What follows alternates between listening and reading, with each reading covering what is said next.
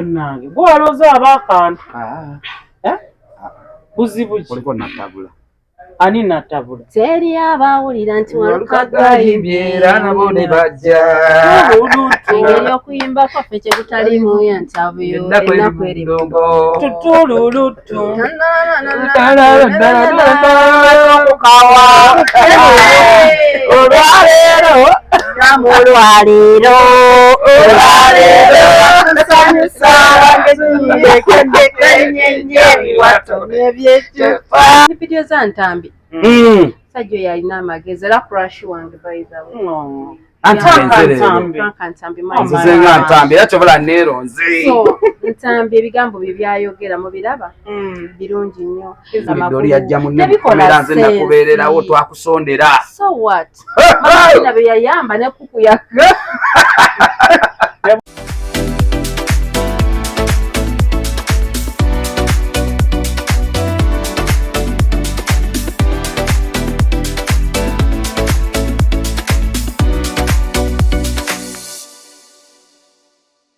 Yes, tubaniriza ku life experience olunaku olwaleero era nga tuli wano ku Silverback ku Salama Road.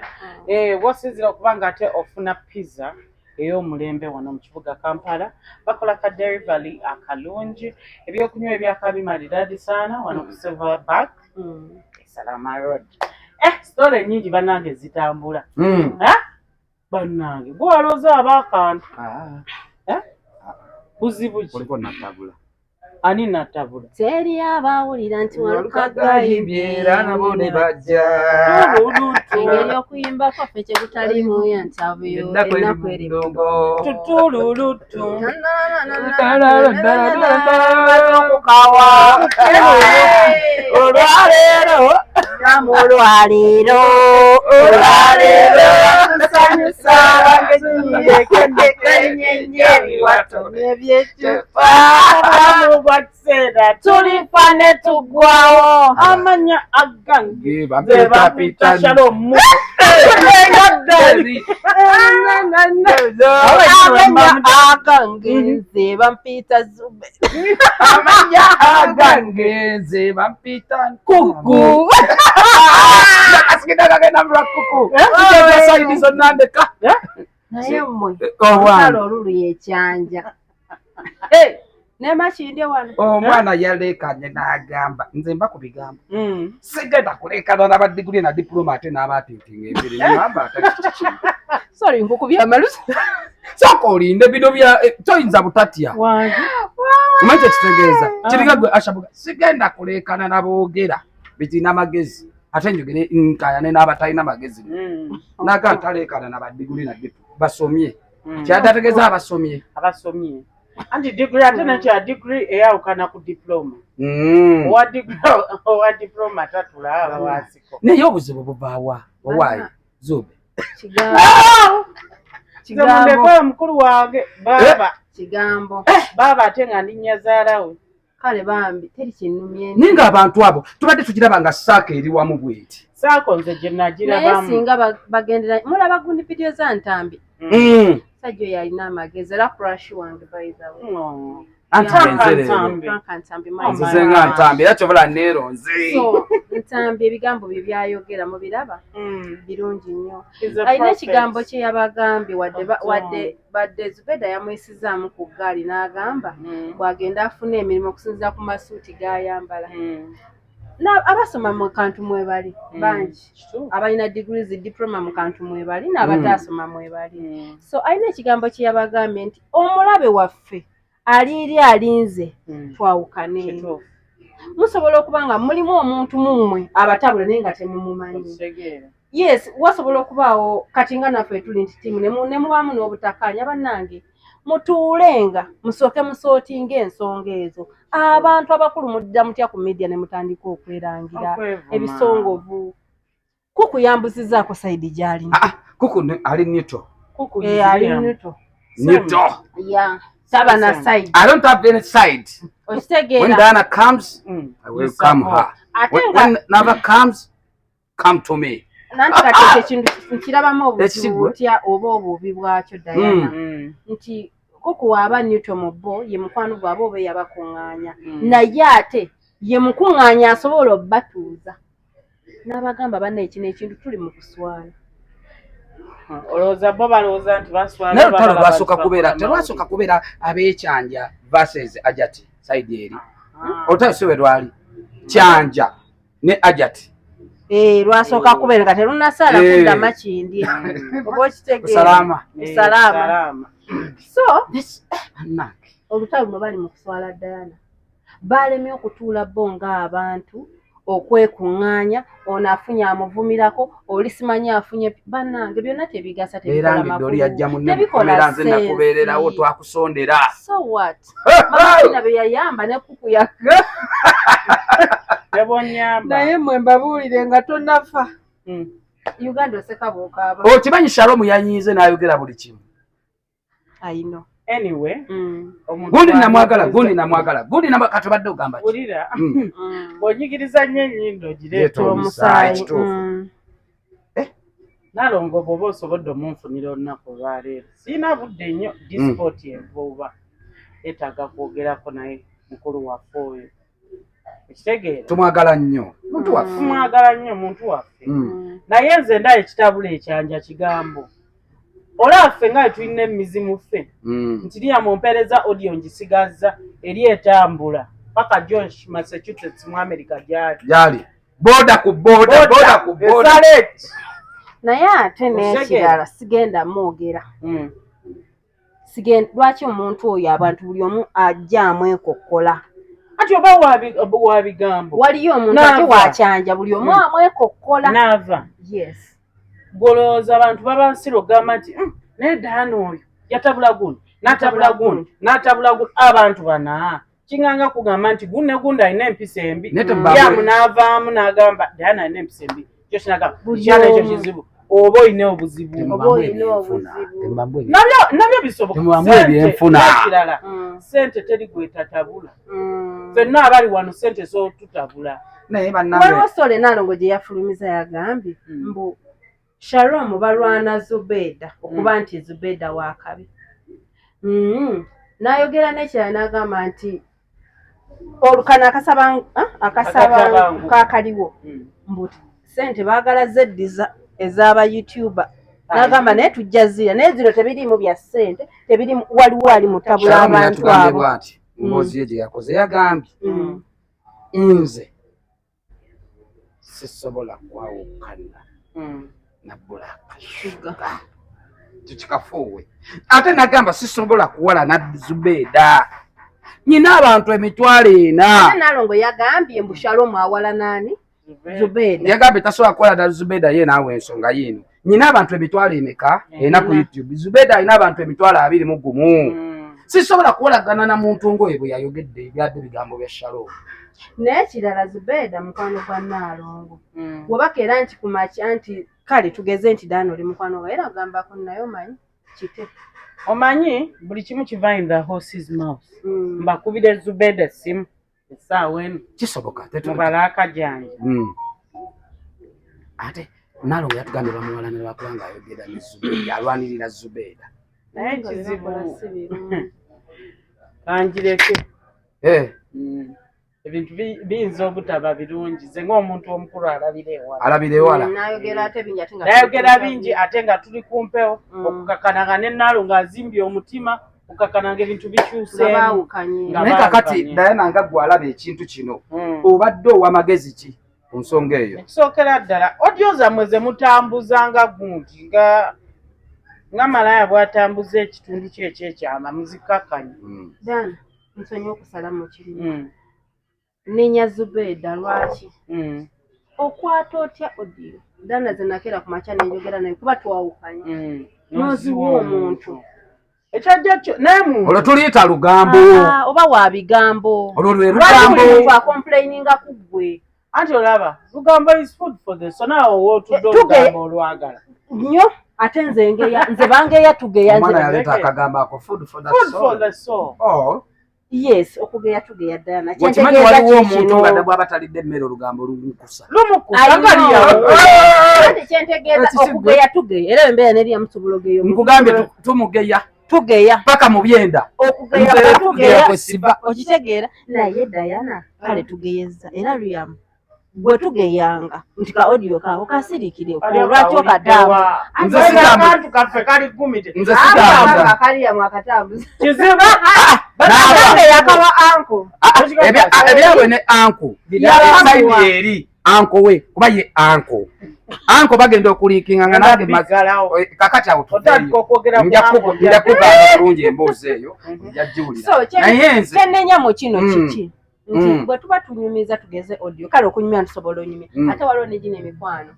era njajjogerako nti musobola okubeera nga munyumya nonga ali mu recording naye nga mulina abo nabo gye bali ojjukira oli mukwano gwo gwamala naye emyaka emeka mukwano yali a recording esimu nze omuwala nga tusobola mukubira simu nenjogera nange kenyini yandicodinga nabiweereza abazadde kulika ozi yawula taata ne maama banange walina ab'ekizigo yali nedda si yoyo nyina mukwano gwange ye Diana amumanyi ova ku muntu ayawula taata we ne bakola bati nga basula mu njemu ne bati taata twawukanye lwa Musa twetagere oyo omwana ya recording omuntu omukulu mu ggwanga lino n'aweereza recording mbadde maliza point yange nanyamalirize naye Zubeda we munenyeza kwata audio ze n'azigaba oba kitegeera ekyo kintu kibi nnyo ne baba Beda yangamba yakula atanakula byalimu biraba byantalo mumuwalana erinnya lye kituufu lyeryo byantalo ati bwali that's her nature nena akantu katuvuga mu speed akantu ate mulinde temunaba sente zijja zigenda bawula genda otabuka kino kikyali kituuza ate kati njagala nkuwulira obuzibu bwe tulina n'ekirala ekidaana abantu kye batamanyi olaba saaka eyo nga bweri oba kukuku Nyingire Ntambi Sharomu Zubeda Betolo twegatte tuyingire paka wano buli omu alina ekiruubirirwa kye buli omu alina munnaawo naye ng'alina ekiruubirirwa kye bonna ba go getters okitegedde all go getters kakati waliwo kye bayita togetherness nga muli awo naye nga mugamba mu obumu bwe tulina buno bwe twagala tugguse buli kimu naye buli omu ali ku lulwe naye nga bali wamu osegedde bali wamu kubanga bali wamu bo buli omu alina kyanoonya gguke noliwo abantu nga bali wamu nga bagamba twagala ekintu kyaffe kino tukibeezeewo waliwo entawo zibatalwana nga batandise n'okufuna ba PA okufulumya PA kino n'okyejjamu waliwo obutalotalo nga butuufu tulina ate neebuuza ani Caroline Maka yabiyingiriddemu wa olutalo gaziye banamuwala oyo kye bampola bakimukolako okijjukidde boba bali mu kabaala ki bambi nafuba ne bamuwa igno ze bampa ate kati kitegeeza yali tamwa igno omuntu wakolanga ekyo Diana oba takwetaaga mu bulamu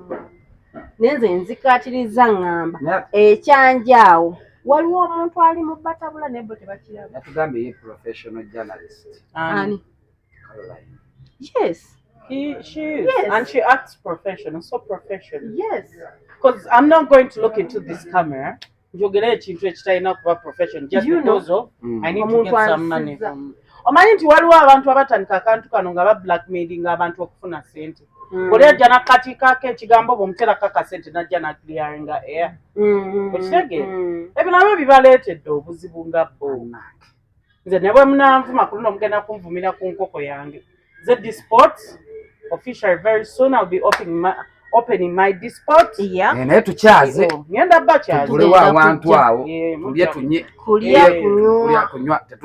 tetwagala bikomewo aja tinnamyala neewo bituuki nze ku nsonga ya Zubeda gye tubaddeko nga tugimaliriza mbasaba nga tutudde wano era mu recording kiribaayo banange otufunangamu obutakkaanya nga tetunagenda mu kamera tusooke tutuule kituufu bwe kigaana buli omu akwata eri ate bw'okwata eryo sirikira gy'oli bwe tuli batwesanze ng'obusungu butuweddeko hi Prince hi Diana naye ebintu eby'okwetyobola abantu abakulu okulaga nti muli ani mwatuvumaano ne mugamba ffe tuli simanyi ani profession naate mu abatali profession by the way mami kaka yatuvuma mbufe tukuza buli mami kaka yes naye kati ate yalaga nti ali ani professional naye akopa kuba abaddaaya kuba gwe yakula naye babaddaaya nenambi ne bannange kati okwata otya mbu nina pyala wange ata bannange oli muntu waffe kubanga nyinza ozibya olunaku lwa leero babalina ebirala bye beetereeze bebuulirire naye nze nalabe tebagenda kuddamu lwaki basobola olumu bayinza n'okuba bakola kantu bino bya ddala omanyi gwa kantu okimanyi akantu kati abantu bakyakola bya ddala omuntu asobola okutula mu kamera ng'ali mu gistring kuba kantu ne kabula anoonya kantu natavaayo baana be nyazaala wani amulabye they don't care anyway emboozi tugiveeko biswanka amaaso tumuyisemu kati biswanka kyeyakola kulabibwa kiraba walaba omukazi yakuba omwana empi omwana yakuba omwana wa biswanka empi kabebi bambi n'akakuba yakagambanga ata kitaawo simanyi yakoze afunye mbufunyi yamukwata vidiyo nga abavaayo kumukolera shopping epapa bangi biswanka nadda ku live nakulya mu one stand gwe weereete wange bannange biswanka okomaawo biswanka nagamba ntya nga tuli ku seeti eno erinnya lye ligenda ebyo byokulabya ebigenda okusuula tutuuke n'ekiseera nga tetukyakujjukira fawali abaana eyo nonsense tokola ki toyogera ne bwagala nti akuba abantu ajja nkuba bintu bya kisiru naawe ebiswanka tomumalirako nabudde and so waba yamulya one night stand tamwinamu omusaayi iriya mujenzi bankugamba musaayi ku musaayi tayana oba biswanka nga tuvuddeyo tuba tulya muyimbi waffe bimero artist rapper Keiko aliko muswanza avenue bakyali alya biki yaliko mu rehab teyaliko mu rehab manyi rehab ali mu America kati ali mu Uganda yali Canada video yagikoledde wa Uganda balina seeti mukwano ate naawe ojja tuuka yenna yagejja so kati n'avaayo n'atugamba mbu ye ne Shiba Kalonji ne mami we munyonyo wali eri ku ground oyo yennyini ayawundawunda kati ati yenna ali gomiti n'atugamba yali girlfriend myaka egi yakitemye kati mpozi ani yali omusajja ani mukyala mbuuza yalimba omwami naye yakitemye abaana bagambye mbu kantu abaana batugambye mbu kantu sima mwatandika rodaki yes emboozi eyo kimanyi bulungi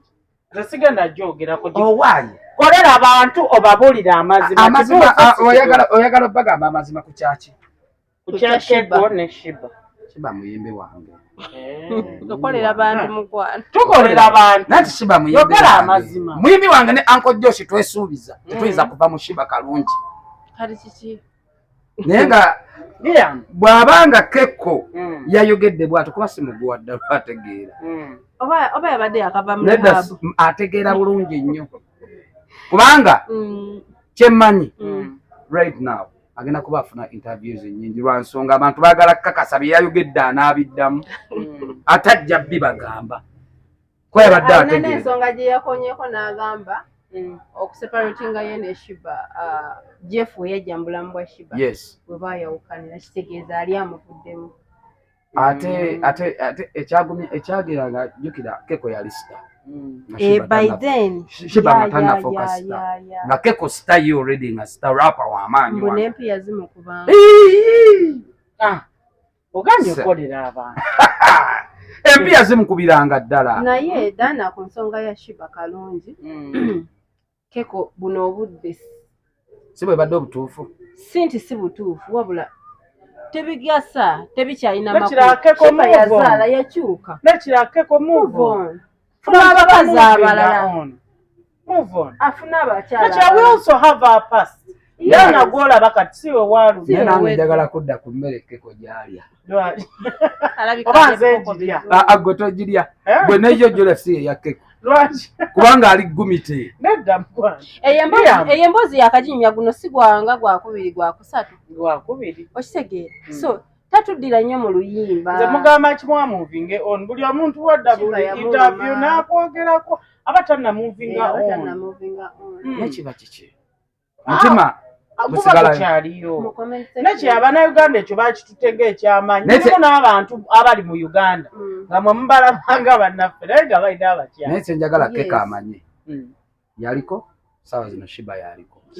ate n'ekirala Shiba kati saawa zino wadde bangi baba ne bamukuba mbuzi maita alina omusajja biki ayagala musajja mune Shiba alina omusajja Shiba alina omwana kuba yamuzaalamu simbuzi ne wabanga talina musajja ono yamuzaalamu mwana Shiba alina boyfriend we alaba ebintu ebyo abantu tulina pasi nze era bba wa Shiba walaba ebintu n'anyiiga musaasire because baserebu bano okutuuka we bali oba okubeera kye bali